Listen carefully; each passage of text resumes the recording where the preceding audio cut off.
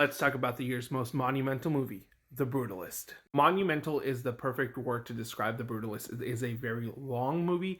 It is a very dense movie. It is a movie that is packed to the brim with content and themes and messaging and sheer vision. At its core, The Brutalist is about the immigrant experience and how challenging it is. How you can try so hard to integrate yourself into the society and almost lose yourself, but you can still not be completely accepted. This movie captures a 40-year experience of a man who immigrates to America after World War II as a Holocaust surviving Jew. And he tries to build his life in America and how challenging it can be, how even like your family who takes you in and gives you all these things can still stab you in the back, how kindness from others can mean the world, how you can be taken advantage of and still not be paid your dues or shown the respect that you deserve, even though you are more than qualified to do these tasks, to do these jobs, and to have this amazing vision. You are constantly being second guessed about your motives, your intentions,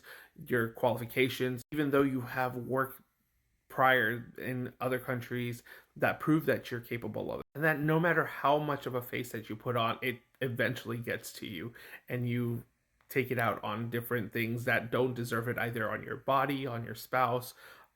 It takes a toll on you eventually. The movie is also about the experience of an artist and the visions that they have and how capitalism can sort of taint your vision and twist it into a way that you don't see fit. You have to compromise. You constantly have to compromise. And even though people say they get your vision, they totally don't get it. And the second they lose interest, it ultimately doesn't mean anything to them. But for you, that's your whole work. That's your whole job. It feels like they're not accepting a part of you. There's also another story about how behind every great man, every genius, there is even greater and more intelligent woman that backs you and supports you. And this movie just encompasses all of these things in just such a visionary, very big, very bombastic way. The performances in this movie are brilliant. Adrian Brody really encompasses an immigrant who's struggling with his self-identity while still upholding his beliefs, not letting the system beat him down. And he just holds his head up so high, and you can see the pain in his eyes when every time somebody either takes something away from him that he deserves and is right about, but isn't given the due credits that he deserves. Guy Pearce encompasses like the American rich white person, and he's just really charismatic with his words. He tries to get his way and kind of takes advantage of what his subordinates are doing, and ultimately he wants to see his vision but loses interest very quickly. And I think the standout in this movie is Felicity Jones. This movie really, she gives the heart and soul performance in this movie. She stands out very well. It just goes to show you that a great woman makes a great man and inspires greatness. The score in this movie is very good. It really captures these high structurals that are being shown in this movie. The cinematography is wonderful. It really makes this movie feel grandiose and bigger than it is. It's a movie that does feel like, even though it's a very personal and centered story, it makes it feel grandiose and otherwhelmingly.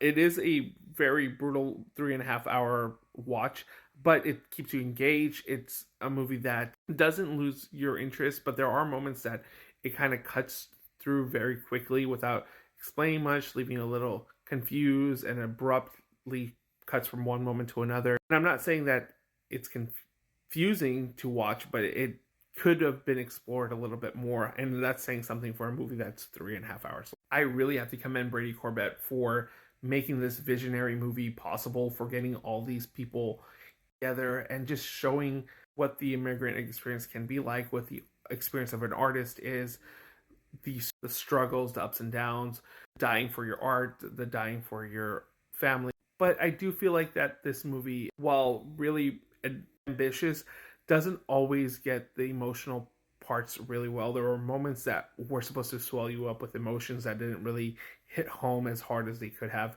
But aside from that, this is a very ambitious movie that I feel like he succeeded at giving us. And it's a movie that I might not watch ever again. I have no real intention to watch it again, but it's a movie that you should experience at least once, especially for just the sheer vision and the grandioseness of it all.